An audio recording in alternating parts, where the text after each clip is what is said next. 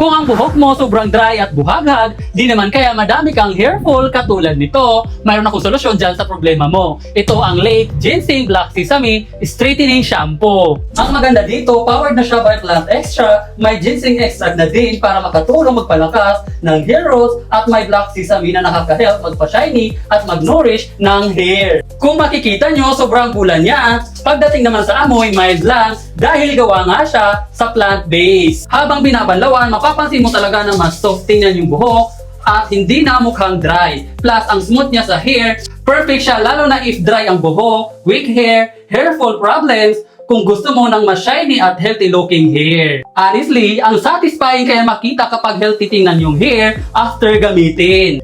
If gusto mo rin mag-level up yung hair care mo, try nyo na itong Lake Ginseng Black Sesame Straightening Shampoo. Sobrang affordable lang ito, kaya na pang inaantay mo, mag-check out ka na.